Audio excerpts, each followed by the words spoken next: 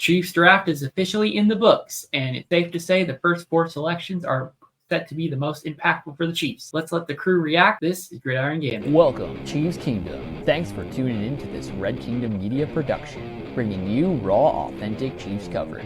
Make sure to like and subscribe to stay up to date on your team. Now sit back and enjoy the show.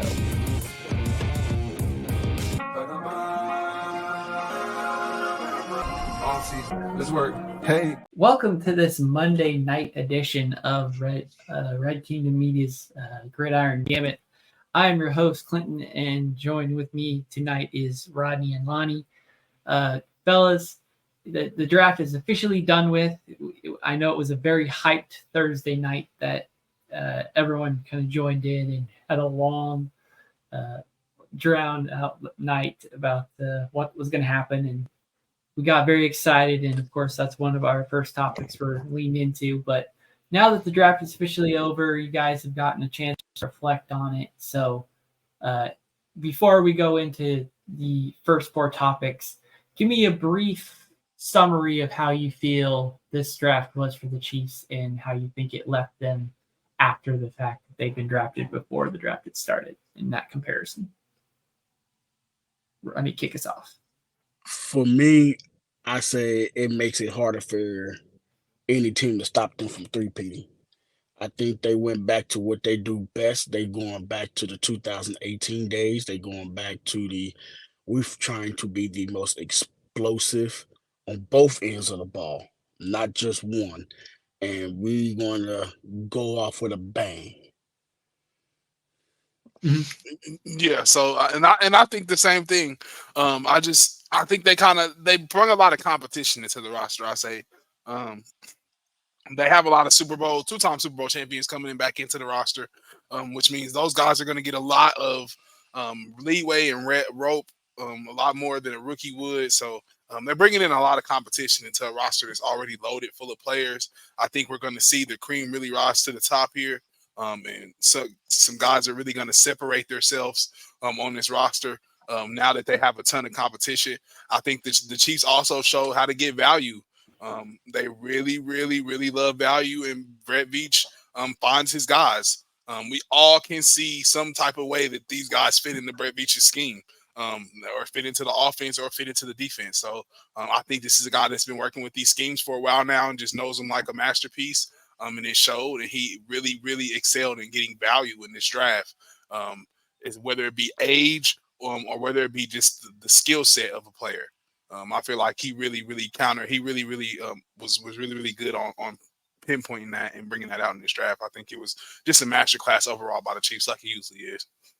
Absolutely. And I'll just say before we move on to the selections we're going to talk about today, the one thing that sticks out to me with the draft is essentially the position the Chiefs didn't get, which was linebackers, which Brett Veach kind of hinted at. That was pretty much the case.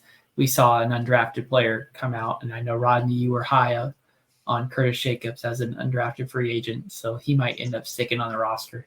But there wasn't any defensive linemen taken in the draft, and there were several chances or like bigger names or however you want to call it, that it seemed like that could be a splash name taken at that place.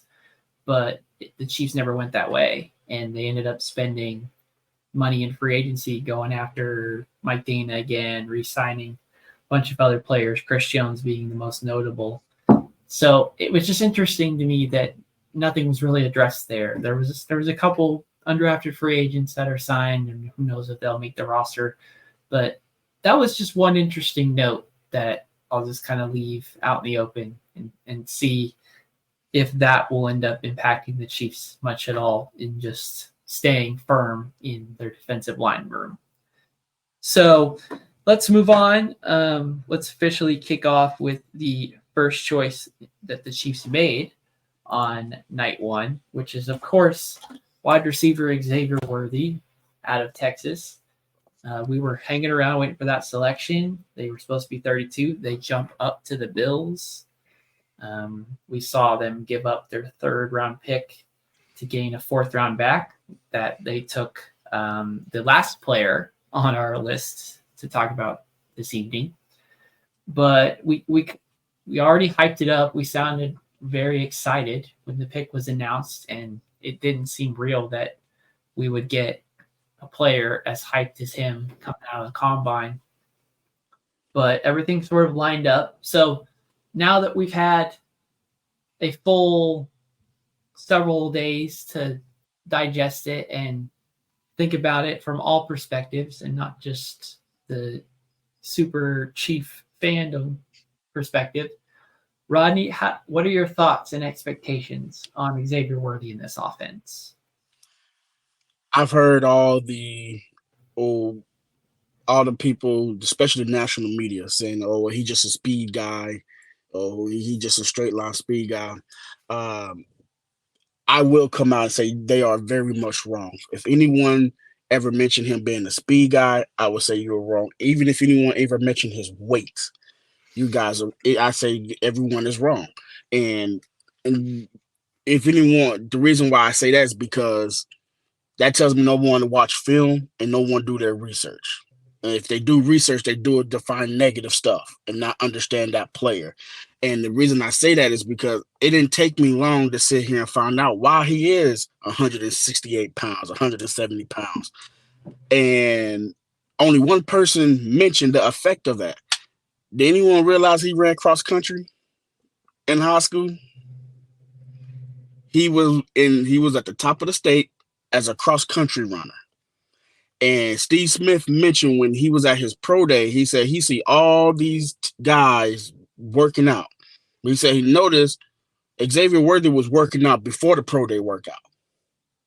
And said when he started his pro day workout, he noticed everyone was getting tired, which is normal. Okay, it's normal seeing guys, getting something to drink. And he noticed Xavier Worthy did not get nothing to drink. He ran a lot of deep routes, came back to the line of scrimmage. Did not go to the sideline. He just came back to the line of scrimmage, run more deep routes. And he said, notice, are you tired? He said, nah, this is nothing.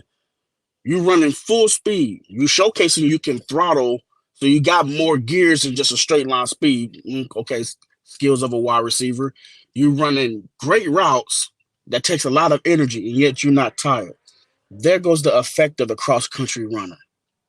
He has more stamina than your typical wide receiver because he ran cross country. And that's why he is so light. He's a long distance runner. He's not a straight line runner. And so with that coming in mind, now I understand why Brett Veach he didn't say it initially, but he initially said it. He had Xavier Worthy rated number 4 above Brian Thomas. Mm. And after putting things together, it's hurt for me to say it, but I agree with him. Putting all that, having a wide receiver with that much stamina, you're talking about he is not coming out. There was times that we watched Tyreek Hill had to come out after he ran a deep route because he was tired. Or how many times did he cramp up and whatnot? That's the effect of a sprinter. They will cramp up quicker.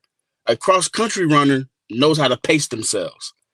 So now you have someone who knows how to pace himself, who knows when to throttle up and throttle down. You have an ultimate underlying great wide receiver here. And his route running, good God almighty. How is this nothing but a deep threat when he showcased his dangerous route running in the red zone? Like what film did people not watch this guy with his route running? How he sets guys up. Now I see why Steve Smith said he's his number 4, number 5 wide receiver in the draft, and Brett Veach saw the same thing. Xavier Worthy is, to me, his floor is Tyreek Hill once he started running routes. That's his floor. His ceiling is the sky's the limit. It's the sky's the limit of what he is capable of doing. You can't get his hands on him if he's in motion. So, and hearing another analyst say, "Oh well, he's on Fox," and saying that, "Well, I don't know how good he's going to be in a one-on-one situation," that tells me you don't watch film, sir. You must not watch film. You haven't even watched a single highlight. He's been in one-on-one situations, and they make him pay quick, very quickly. And so, and another thing of it is, a lot of people said, well, AD Mitchell should have been ranked higher. You can't put a number 2 wide receiver above a number 1. And I want to just leave it at that. And Lonnie, before you go into it, that's a good point, because Brian Thomas Jr. was the number 2 to obvious Malik Neighbors, which was taken earlier in the draft, that showcases that. And then you have Jalen Polk in the second round, but you saw Roma Dunze, the number 1 pick, get picked way earlier in the first round. So that needs to be stated, that coming out of the draft, at least the Chiefs' perspective, Xavier Worthy was ranked ahead of Adonai Mitchell. And I know, Rodney, you might have been a proponent where if he's there at 64, you might just take him and double up the whole thing. I know you were kind of itching towards those picks were going off board. It makes me really consider that, especially who we got with our second pick. I would have sacrificed that idea to double up. I would have sacrificed that. All right, Lonnie, go ahead and give us your Xavier Worthy perspective. Well, yeah, I think Rod said it all. He said it best. I mean, it's a great pick, great value. We waited around all night to see if they were going to do it. We wanted to see how they had him valued. We knew that he was valued around that 20 to 32 range, anywhere in there. We thought it would be a reach, so nobody would let us get him. Obviously, they didn't covet him that much. I think it may have been the weight that scared people off, but I just want to go on and say this. I watched Xavier Worthy when he played in Texas. He was wearing number 8. He played as a freshman. Like he said, he missed his COVID. He skipped his COVID year of school, came to school early, and was one of those kids that was just absolutely magnificent. I just want to give him the comparison to Justin Ross in college. So he was really that same type of freshman, just freshman phenom. It's super explosive, a ton more explosive than Justin Ross actually wore number 8 in college as well, just like Justin Ross. As a freshman, played really, really good, outstanding his freshman year, and then double back and did it again his sophomore year. So like it's a great pick. The dude is great. Like, he's all overall great route runner.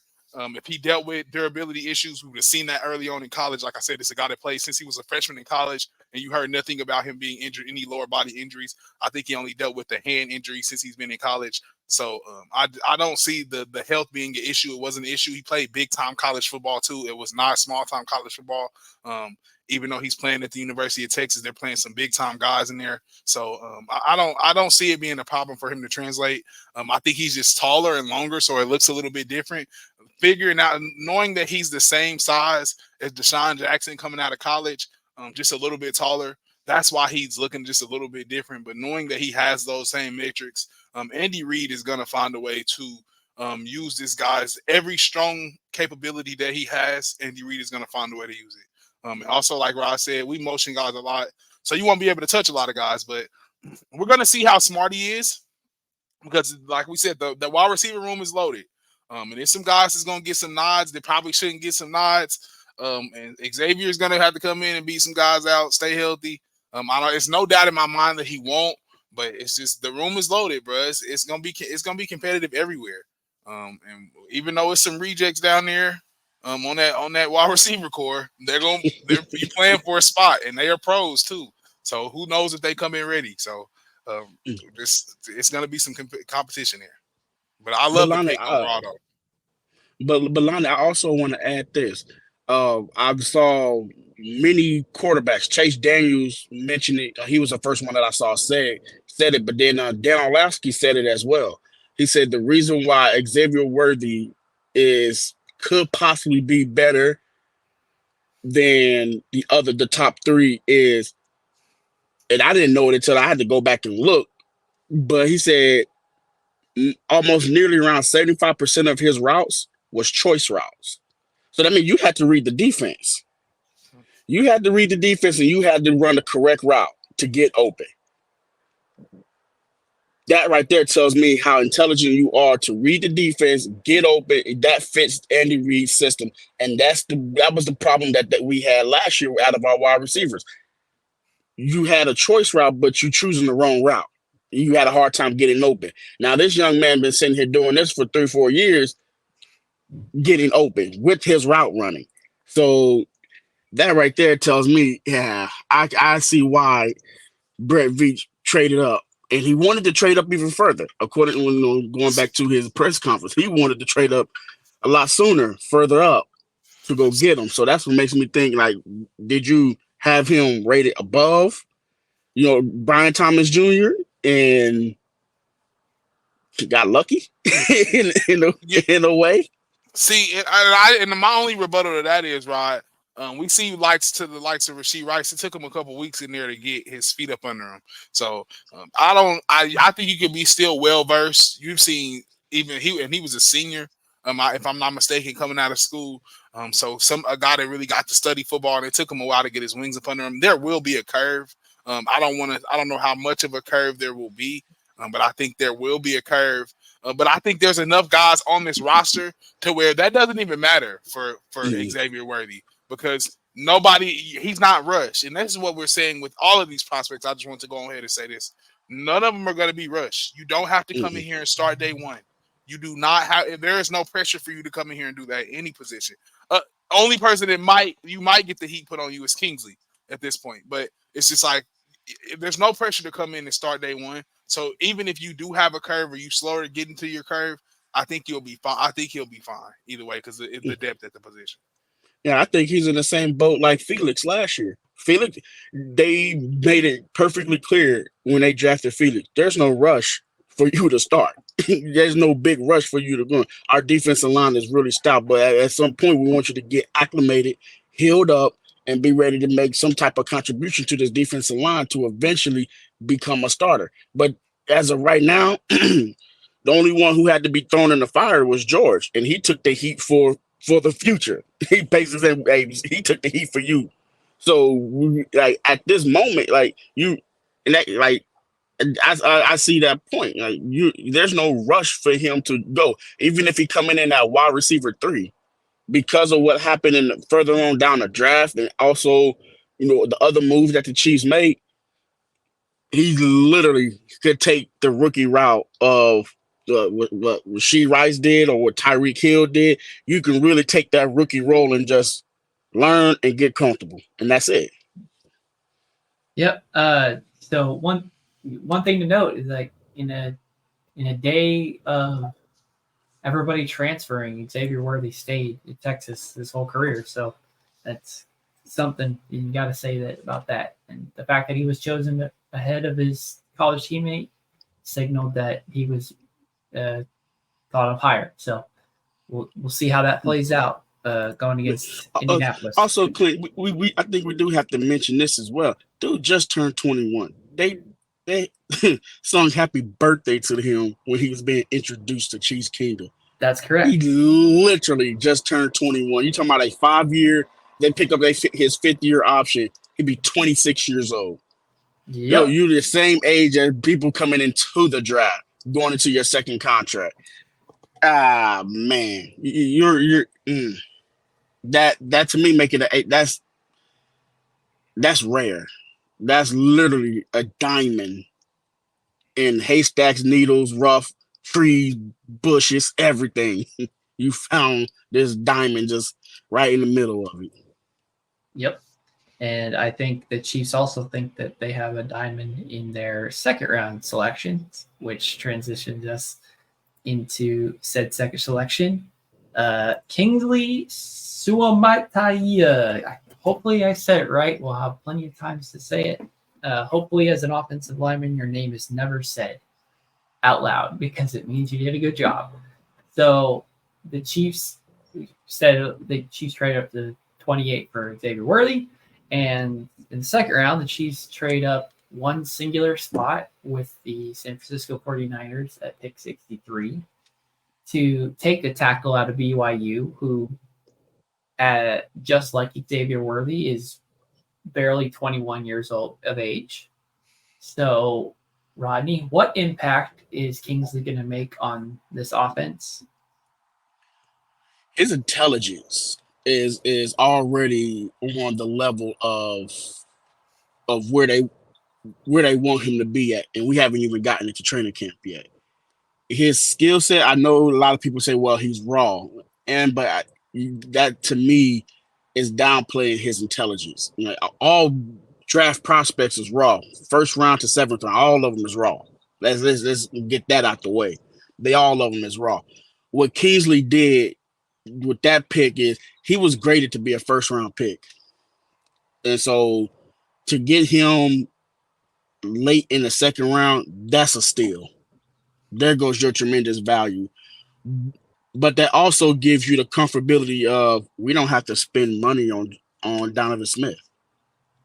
Like, we have to sit here and really we can't look at the players no more. We can't sit here and worry about the Lucas Niang and Prince Tagovailoa. You can't look at the players no more. You have to look within yourself, and the coaching staff is in the front office. We need to get our guy at left tackle. It's either going to be Wanye or it's going to be Kingsley. And put him out there. You like what Wanye did because he got thrown in the fire. And you saw, he did a lot better than what you expected going against the pass rushers that he had to face. Let's be real honest. Give the credit where credit is due. He's not going to be all-pro Trent Williams going up against pass rushers that's making over $100 million in their contract. So let's be real. So he did good. So now, like V said, I'm putting competition here. And to me, I really feel like the pressure is not on Wanye. They just go out there and compete. I think ultimately Kingsley is going to win this left tackle spot. The real pressure is on Jawan Taylor. That's who I think is the real pressure, because if Brett Veach and Andy Reid already got faith in Wanye Morris. They already got faith in him. Now it's like when you're looking at Kingsley and Wanye go back and forth and battling for the left tackle spot, it makes you really think like, how soon can we get up out of this contract with Jawan Taylor here? 1 year? 2? Can we get out of it 2 years? Or do we have enough to sit here and say, no, we could take that dead cap hit at the 1 year? I think that's where the real pressure is at, because Wanye can kick over to the right. And if they move on from Jawan Taylor, and let's just say both of them, Kingsley win the left tackle job, but Wanye is like really neck and neck with him.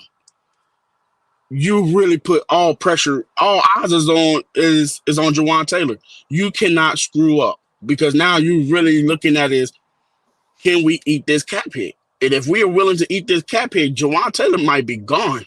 He's going to be gone without a hiccup. Like, oh, hey, you got to go. We're finna put our young buck in here, and we recover when we recover. But I think that's what it is. Kingsley is a guy. He sat there and mentioned his favorite block is one of the most difficult blocks for a left tackle. And for someone who played on the offensive line, I played left guard. And when he was asked what is his favorite block, and when he said a wide zone stretch, I had PTSD from that moment. That's a difficult block. That's a zone scheme going to the right, and you got to stretch. If you have a 3-tech, a defensive tackle on the left shoulder of the left guard, or even head up with him, and you have the other D tackle way on the other side of the center, that left guard has to get all the way over, but at least hold this guy up so the tackle can reach all the way over to get this D tackle. That is a very difficult block, and you have to be on your horse to get up there. And to say that is your favorite type of block, NFL offensive linemen, vets have a hard time with that. And that's your favorite type of block. Okay, now you got my attention. Now you have my attention, and that is very interesting. So I'm really, that opened up the real blocking scheme with Andy Reid. And to me, I think Kingsley going to win that position, but it's not going to be like an overwhelming win. I think it's just going to come down to what happened in preseason. Yeah, and I don't know too much about Mr. Kingsley. I do like the value, like I said in the pick. I don't know if he beats out Wanye Morris for the spot. Only reason I say is because it's a lot of pass rushers and a lot of good ones in the NFL. So you're gonna get beat.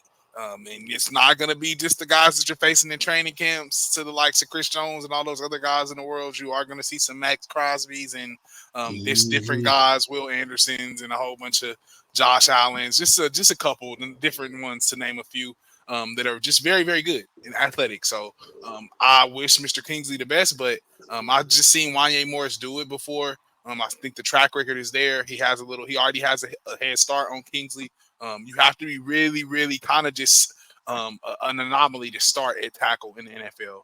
It's a couple Tristan Wirfs and Panay Sewells out there, but those are just kind of few and far between. So we'll see. I think this is definitely a good developmental talent. And I feel like if anybody goes down to either one of those tackle spots, this is the guy that we're going to see next. Obviously, I think that's what it's been since we've been looking for tackles since we came into the draft. So I think it's just tremendous value, good value at a pick. So my thoughts are basically the same after the pick, and basically agree with you guys that we still don't know who the starter is going to be, but this move signals that the Chiefs feel like between the two of them, they can work with one of them, and the desire for a veteran to come in or an established player is not as high as it was before the pick. I probably wouldn't have been super swayed either way unless it was a high first round selection for a tackle. But at least in the Chiefs' minds, they think they have enough competition to get the job done. Anything else you guys want to pinpoint on Kingsley? See, I remember when they was talking to Kingsley, and he said when the lady that was showing him around, and they was walking and they ran into Chris Jones. Chris Jones asked the lady, "Oh man, who are we cutting this time?" And she said, "Oh, we ain't cutting nobody. He's here on the top 30 visit." Mm-hmm. And Kingsley said he looked at him like, "You sure? Because this is a pretty big dude." And for that whole conversation, he said, well, he asked him how old he was. Chris Jones thought he was 26, 27, 28 years old. He said, "No, I just turned 21. He said, "Dang, you big." So you already, got sized up by Chris Jones, and he knows who Chris Jones is. You know, hey, this is the guy's at the top of at the cream of the crop. He's at the top. And to me, I think that is a real definition of iron sharpen iron. Training camp is going to sharpen a lot of guys, and it's going to be proven. I think it's going to start right there on that offensive line. To me, that's a very good start. To me, if I'm in Kingsley's shoes, at least I can practice a lot against the best tackle, the best defensive lineman in football right now. Now that Aaron Donald is gone, I can practice against this guy and work on holding my own against these great pass rushers in the NFL. Mm-hmm. Good stuff. Let's move on to the next topic. But before we do that, make sure to like and subscribe. Follow us on all our social media platforms at Red Kingdom Media. You can give us 5 stars and follow us on Spotify. Shout out to our presence and our followers on X for making the live draft reactions a lot more reactive than I thought they would be. So y'all really came out and really clicked in me that if we go live again after the games and after some breaking news, that we'll definitely have to pop on there again and get you guys. But y'all don't talk so much, so we got to work with how going live on X works, because we love the feedback. It's one thing to see a number of viewers, but we want to see those comments cycle in too. And also make sure to subscribe to our Substack. We were putting in work just before the draft, and just because the draft is over doesn't mean that we're not still putting in work over there. We've got our daily update. We have your Monday through Friday newsletters straight to your inbox for free. And if you have an interest in some paid content, we write several articles, try to give one at least once a week or every 2 weeks. give you in-depth analysis on what the Chiefs may be thinking, or now that the draft is over, what the Chiefs were thinking with their selections. So if any of that content interests you, make sure to head over there and subscribe on all those platforms.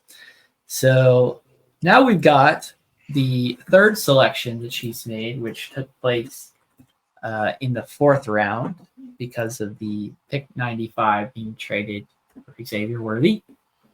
The Chiefs selected tight end Jared Wiley out of TCU.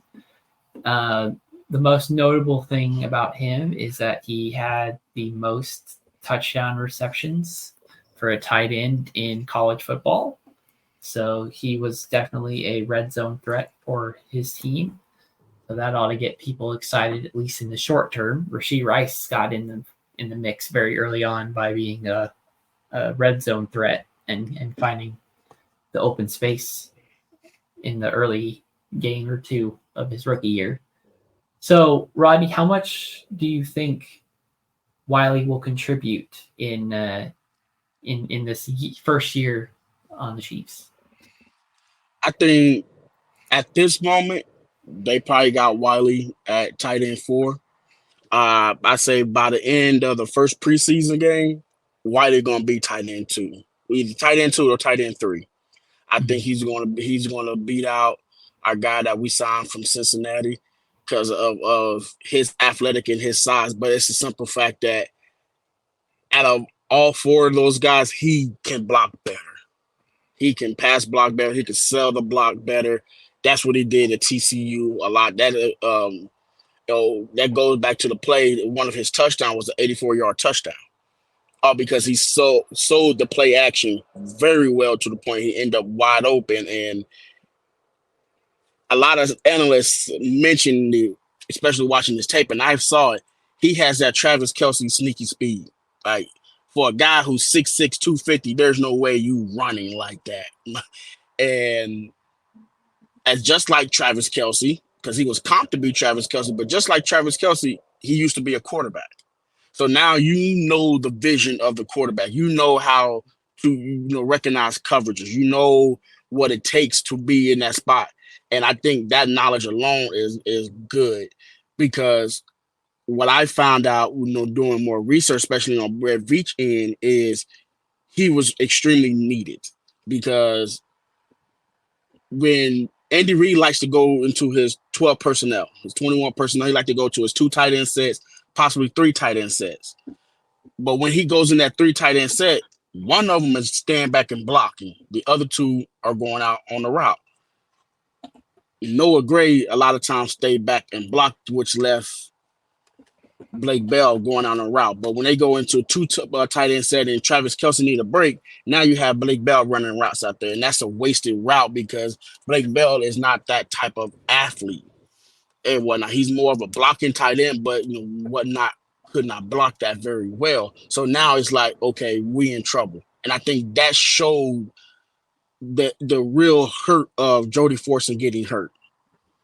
With him constantly being hurt, that it really showed like Jody, every time you get injured, you're really messing up our game plan here. You're really messing up our scheme of how we got things going. So it's like, okay, we have to replace this. We have to not just replace Blake Bell, but Jody Fortson in 1 pick. And he stayed healthy. Wiley stays healthy. And to me, that's going to add on more time on Travis Kelce and on his career, on top of the wide receivers that we had.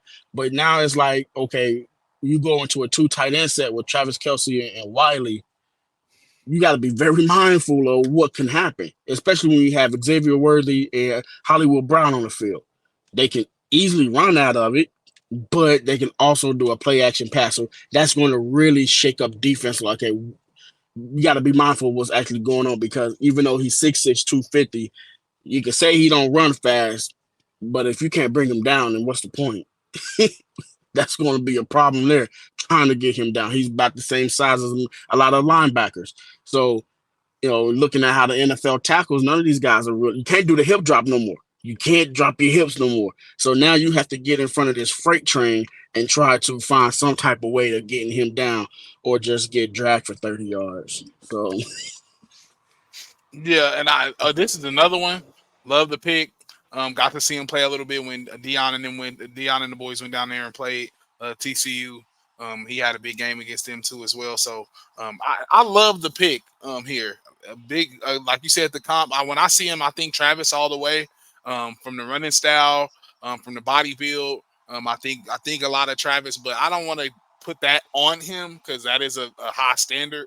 We haven't seen one. We can't say that's like saying that he's Gronk or saying Gronk is Travis or whatever, vice versa. I just don't want to put that stamp on him yet, but I do just see everything is Travis-esque. So I think he can come here. He can learn a lot from him. I think this is really just filling the Jody Fortson role. Blake Bell was the one that kind of was a placeholder. We always knew Blake Bell was a placeholder. We were always hoping that Jody could get healthy, and he just never amounted to getting healthy. And I think this is just that replacement there. We need a pass catcher anomaly, some type of guy that can get loose in the open field, get yak, yards after catch, a bigger body. I think this is just that guy. Kind of just replacing that number 3 tight end that we're coveting. So Lonnie, in short answer, both of you, do you believe that Wiley's impact on the Chiefs is greater in the 2025 NFL season? Do you think he makes a bigger impact in year 2 versus year 1? Lonnie, you first. Oh yeah. Well, I mean, I think just now overall, I think he might make a bigger splash this year. Like you said, this being with Irv Smith, that we have Irv Smith. I don't think they're carrying 4 tight ends on the roster. So unfortunately, I think it's either he makes it or Irv makes it. So one of the two. I know Noah is going to be there and be that backup tight end.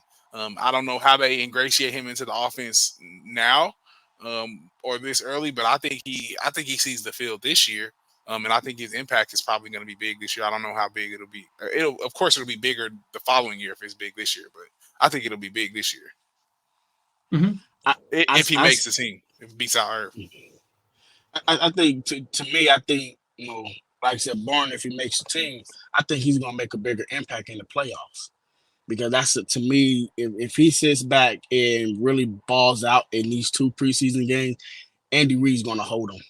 Andy Reid's going to hold him until playoffs and say, well, let's keep this one in my back pocket. We get some reps in him and whatnot, just like the same thing like he did with Felix. He let, when Felix balled out, and especially in the Chicago game, Spags held him back a little bit. No, let's hold you. Let me run my vets. But, if someone gets tired, I know I can put you in there, especially in running downs. And when it came to, okay, all hands on deck, being a Super Bowl, we throwing you out there, he balled out. And I think this is where Andy was top to look at him like, this is player management. Oh, if someone gets hurt, I won't have no problem putting them in there. But at the same time, I'm going to manage people's health. I think this is a pick that can really manage Travis Kelce's health. It's going to probably put more on Noah Gray and Irv, but also I think they're going to have 4 tight ends on the roster. I think where it's going to hurt is at the wide receiver. I don't think they having 7. I don't know if they're going to have 6 wide receivers come on the roster. Good point, Rodney. That was how I was leaning as we were making the Xavier Worthy pick. That I think the Chiefs are done having several bodies at wide receiver and just choosing the 5, maybe 6 best and going with that. And maybe we saw an undrafted free agent fullback signing, and obviously the Chiefs haven't had a fullback in a while. I wonder if Andy Reid wants to see more of that type of offense come back. But let's go ahead and move on to our final topic, which is the 4th selection the Chiefs made in the 2024 NFL Draft. The first defensive player was selected 3 picks after Jared Wiley. Jaden Hicks, the safety out of Washington State. And if you saw any of the footage they played after he selected, he is a safety who's not afraid to hit. And a defensive back who's not afraid to tackle is bread and butter for Steve Spagnuolo. But the question specifically for today's topic is, do you believe that he is set to be a Sneed copy? I love your questions, Clean. Mm-hmm. Man, that's a real good question. And to me, I think that question be answered this weekend at rookie minicamp because on film, I think he's a Justin Reed replacement. I think he's a future Justin Reed replacement. But if he turns around and showcase that sticky coverage, like he flashed in a lot of his film, that's gonna be real hard. But then you talking about the competition between Joshua Williams and Jalen Watson. If those guys step up, then I see him as a safety. If they show any type of digression, any type of like they're not stepping up like they did last year, and Dave Merritt called them out, it's gonna be hard to push that guy off that spot. I see him as he is a nitty gritty guy, and it's like to me that's going to be very, very hard to push him off that spot. I think I think they want him to be not the coaches. I think as a player point of view, push him at safety, push him up there with Amari Connor, go fight with them guys up there because he can be out on the island. He can cover tight ends and cover deep. He can do that. Yeah, I believe that the players alone would want him to be up there with the safeties, compete with Shamari Connor, but as in the coach's standpoint and the coach's point of view, especially with Dave Merritt, if someone slip up, this guy can come down and play, but that will open up a lot of different coverages. So I think this would be great, especially in the run game. He's coming down to hit. He's a true hitter. Yeah, so I don't want to say it's a Sneed comp or copy or any of that. I don't want to get Chiefs Kingdom's hopes up like that because Sneed was not even Sneed when we got him. We had to make L'Jarius Sneed. He was not that before he got here. He wasn't going around just guarding everybody's number one wide receiver, holding to 0 touchdowns. Like we had to make that. So I don't want to give him that title yet, but I will say I did see flashes in this young man. He really showed me a lot like Rodney said of Justin Reed, Jamal Adams type play, really in the box, really athletic, not scared to come down and lay the wood. Also a teammate of just Jalen Watson's in college, so a Wazoo guy. So there's a connection there. They're trying to keep guys together. It's also a school that is an air raid offense, so he's covered a lot of passing routes. All they do is pretty much cover the pass in the Pac-12. So he knows what a lot of different route combinations and routes that he might see coming into the NFL. So I think he's very well groomed coming from that program. They have a guy that already came from that program, so they're really well versed with it. So he'll learn really easy being able to be with Jalen Watson. So I'm pretty sure he'll get taught, but I don't want to put the Sneed role on him yet because I think we're going to take a lot of guys to do what Sneed did last year because we just don't have anybody that's kind of like ready to put themselves in that position yet. We're going to see if McDuffie can do that, come down and just really guard everybody's number one receiver, which is another conversation for another day. But I just don't want to put that comp on anybody yet just because I think it's going to take a couple guys to supplement.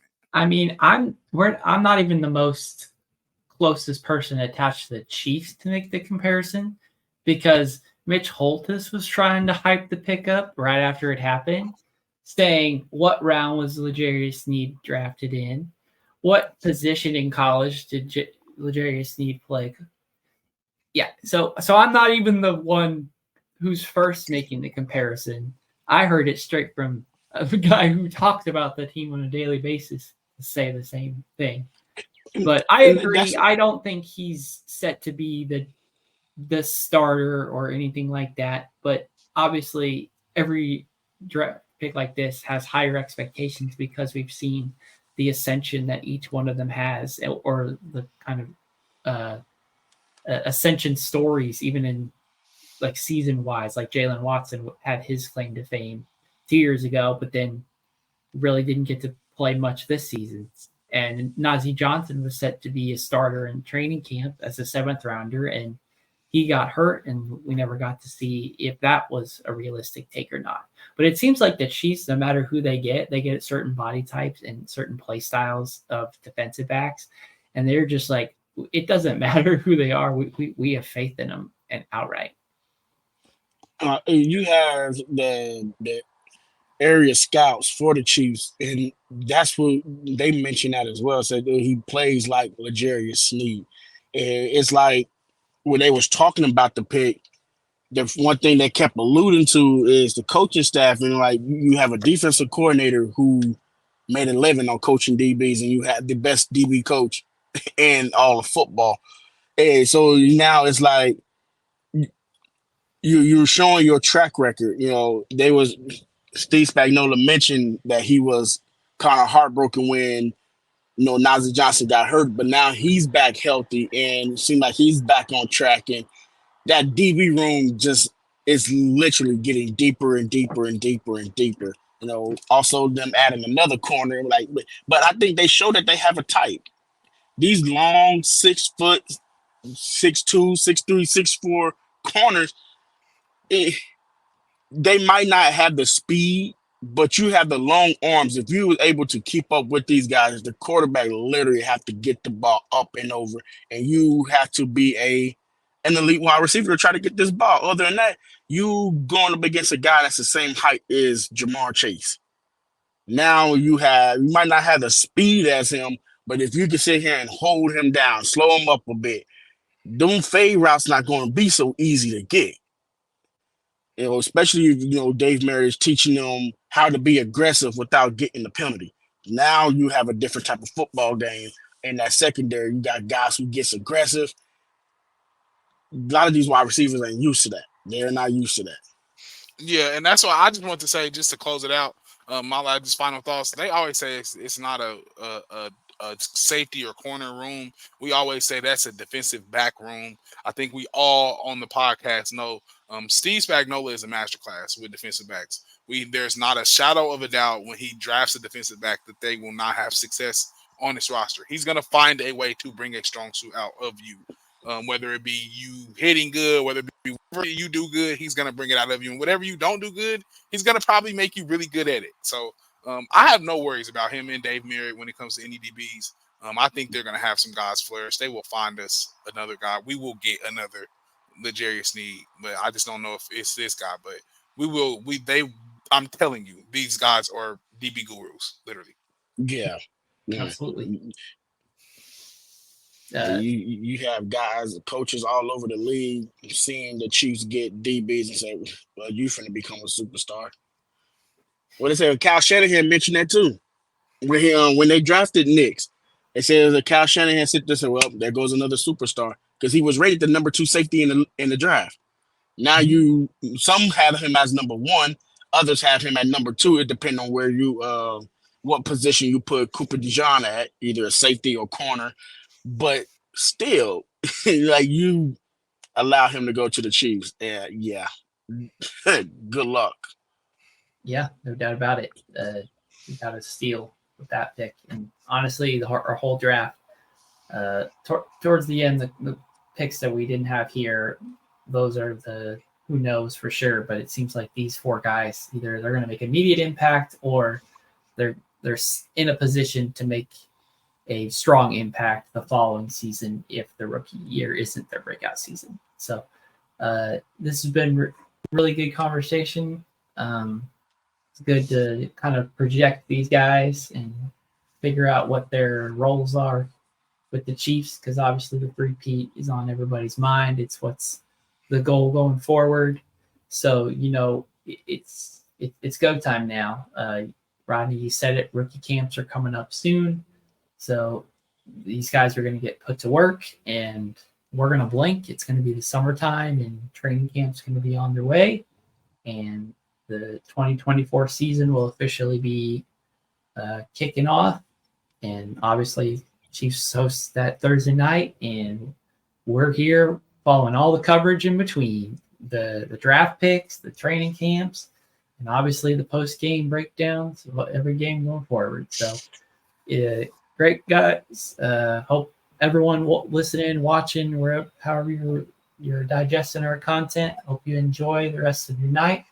Enjoy the rest of your week. God bless each and every one of you. And as always, go Chiefs! Thanks for checking out this update straight from the heart of Chiefs Kingdom. We appreciate your passion, so please leave a like and follow us wherever you tune in from. See you next tailgate, your trusted source for all things Chiefs, Red Kingdom